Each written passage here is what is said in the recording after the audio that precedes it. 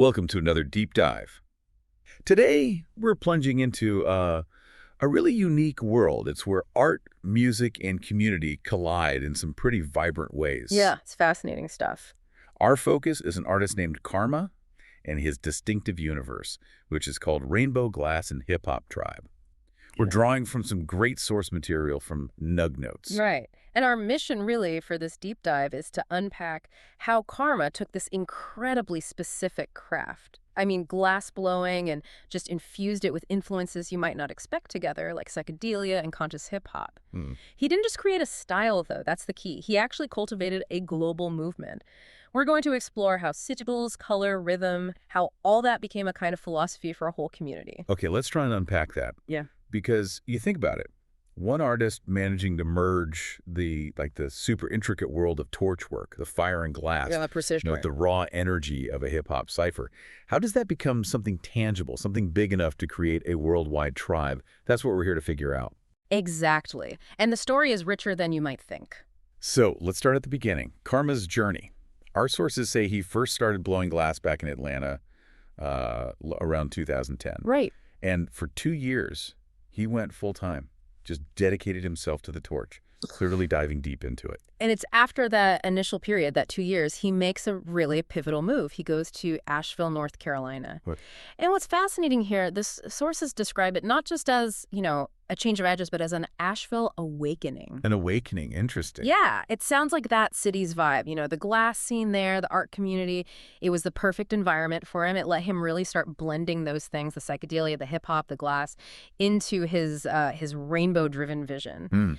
It really speaks to how your surroundings, the right community, can just shape your artistic evolution, accelerate it even. Totally. But here's where it gets, for me, really compelling.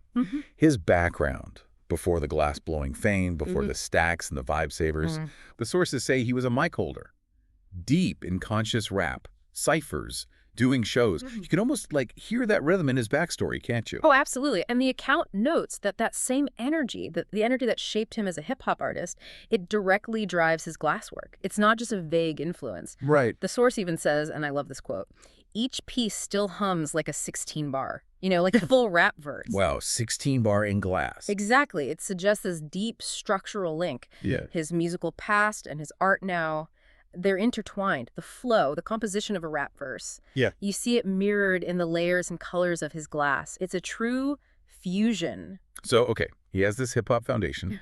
Then he really ignites on the torch, early 2010s. And he wasn't just messing around. No. He was chasing specific visual goals. These perfect color fades, precise rainbow lines, spiral symmetry. It sounds really focused. It does. And what started with, maybe pendants and slides, it evolved pretty quickly into something much bigger. The sources call it a full language of layered glass. The language. Yeah. The Karma stack. And it became instantly recognizable, right? These bands of color woven together with such precision, symbolizing unity, balance, the whole spectrum of experience. That does raise a question, though. How does an artist go from making cool individual pieces to developing a whole language like that? Yeah. One that carries so much symbolic weight? That's a great question. I think the sources suggest it wasn't just technical skill, though obviously that was crucial. It seems like it was also this relentless, almost spiritual drive to embed that philosophy into the aesthetics from the start. So the symbolism, like unity and balance, it grew with the craft. It wasn't just tacked on later, Got it. And the material points to a specific breakthrough for him. The Vibesaver. Vibesaver. Which wasn't just, any piece of glass. It was a rainbow glass ring that he said doubled as a mantra. Right. He called it a daily reminder of tribe values. Sounds like more than just jewelry. Oh, definitely. And what's really key here is the immediate impact it had, the meaning people attached to it. Collectors worldwide, they didn't just wear it because it looked cool. Right. They wore it like armor. That's the phrase used. They saw it as a shared sigil, like a powerful, unifying symbol of the Karma tribe. Wow, like armor. That's intense. Isn't it? It goes way beyond just appreciating art. It's about identity, belonging. It shows how a physical object, something beautiful, can actually embody shared values and become this emblem for a whole community, connecting people. Right, which brings us to the core of his impact, really. He didn't just sell art. The sources say he built a movement. The Karma tribe became this global thing, fans, collectors, friends, who saw rainbows not just as colors, but as a A philosophy. How did he manage that, turning fans into a tribe? Well, that's the crucial part. The sources mention that each drop of new art pendants, mood mats, marbles. Those are the pads, right? Yes. Or surfaces. Exactly. Decorative, protective. So each drop became a kind of ritual, often involving energy swaps. It wasn't just buying something. Okay, so more participatory. Very much so. It suggests he used, scarcity and community events, sure, but also that the art itself was just packed with this relatable symbolism. Unity, balance. It resonated deeply, fostered real belonging. Collecting became participating. And his reach grew through collaborations too, right? Some big names. Huge names. He connected his stacks with legends. We're talking Banjo glass, Toro glass, Robertson glass. Yeah. And there are specific examples like that Banjo X Harma seminar in Asheville, fusing teaching and torchwork. Imagine the creativity sparking there. Yeah, incredible. And those Toro X Karma tubes, they apparently pushed rainbow symmetry into top-shelf glass history. That's a major nod from the established glass world. So his style got integrated, recognized at the highest levels. Absolutely. And he was smart about access, too. He didn't just rely on galleries. He used platforms like Big Cartel. Ah. So things like slurper caps, terp pearls, even the mood mats we mentioned. They could reach more people. It extended the movement past elite collectors, made the philosophy more accessible. Lurper caps. Yeah. Those little glass bits for rigs. That's them. Intricate little things, often. So yeah, wider reach. And he wasn't just making, he was curating culture. How so? Well, the Karma Show in 2019, his first solo exhibition, it launched with custom blotter art posters, the perforated paper, often with psychedelic design. Blotter art. Yeah. So he deliberately blended the psychedelics, the hip-hop vibe, and his glass art into one immersive experience. It really showed his vision of pulling all these threads together. That's quite a statement. So looking at the whole journey, what's the legacy shaping up to be?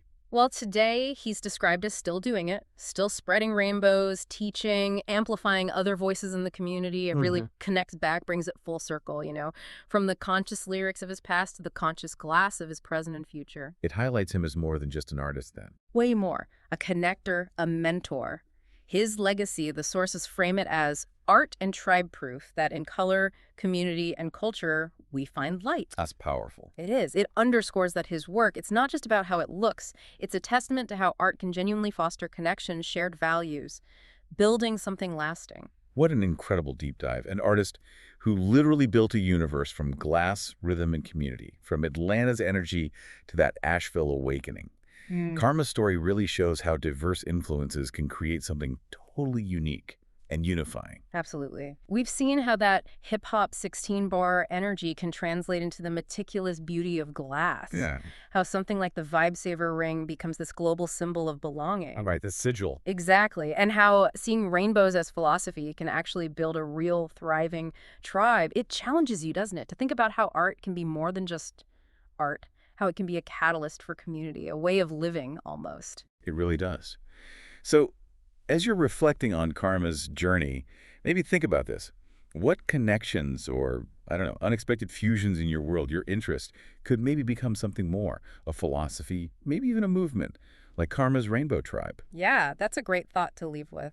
And maybe also remember Karma's own mantra, which just sums it all up so well. Spread rainbows, save vibes, build tribe. Thanks for joining us for this.